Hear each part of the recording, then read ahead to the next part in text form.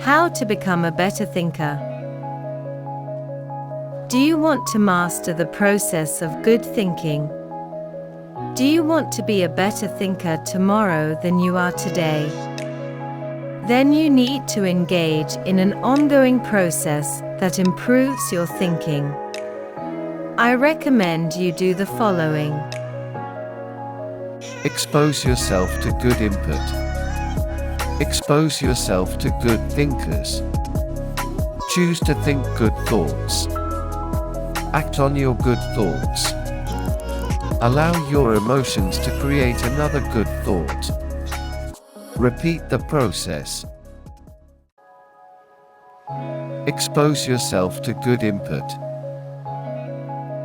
Good thinkers always prime the pump of ideas. They always look for things to get the thinking process started, because what you put in always impacts what comes out. Read books, review trade magazines, listen to tapes, and spend time with good thinkers. And when something intrigues you, whether it's someone else's idea or the seed of an idea that you've come up with yourself, keep it in front of you. Put it in writing and keep it somewhere in your favorite thinking place to stimulate your thinking. Expose yourself to good thinkers. Spend time with the right people. As I worked on this section and bounced my ideas off of some key people, so that my thoughts would be stretched, I realized something about myself. All of the people in my life whom I consider to be close friends or colleagues are thinkers. Now, I love all people. I try to be kind to everyone I meet, and I desire to add value to as many people as I can through conferences, books, audio lessons, etc.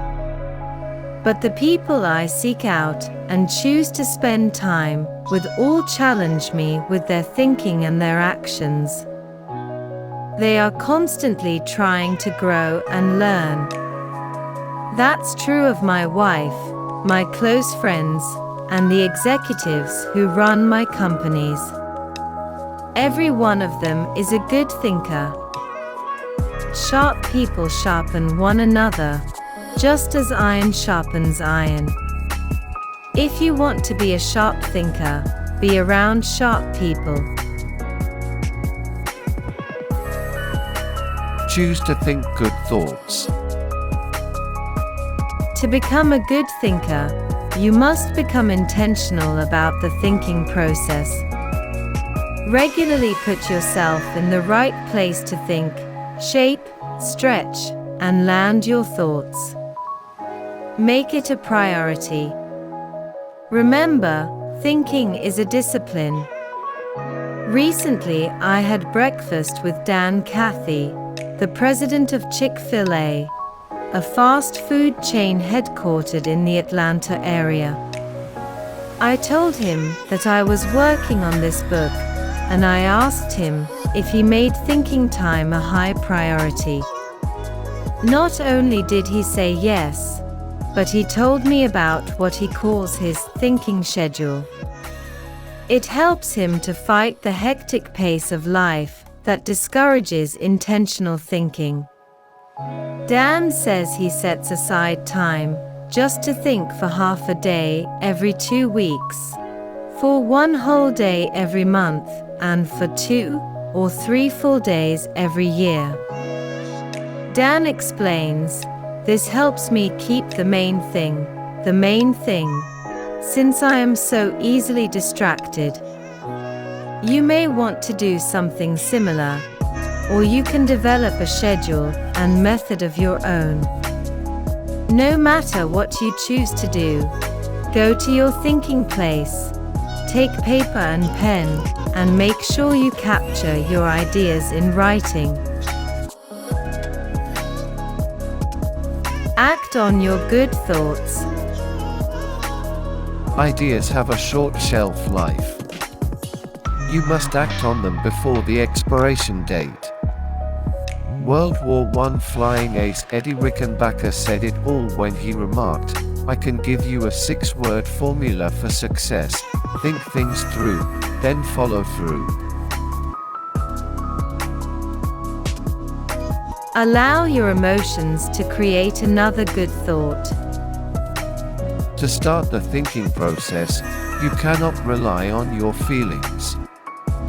You can act your way into feeling long before you can feel your way into action. If you wait until you feel like doing something, you will likely never accomplish it. The same is true for thinking. You cannot wait until you feel like thinking to do it. However, I've found that once you engage in the process of good thinking, you can use your emotions to feed the process and create mental momentum. Try it for yourself. After you go through the disciplined process of thinking and enjoy some success, allow yourself to savor the moment and try riding the mental energy of that success. If you're like me, it's likely to spur additional thoughts and productive ideas. Repeat the process. One good thought does not make a good life. The people who have one good thought and try to ride it for an entire career often end up unhappy or destitute. They are the one-hit wonders, the one-book authors, the one-message speakers, the one-time inventors who spend their life struggling to protect or promote their single idea. Success comes to those who have an entire mountain of gold that they continually mine, not those who find one nugget and try to live on it for 50 years. To become someone who can mine a lot of gold, you need to keep repeating the process of good thinking.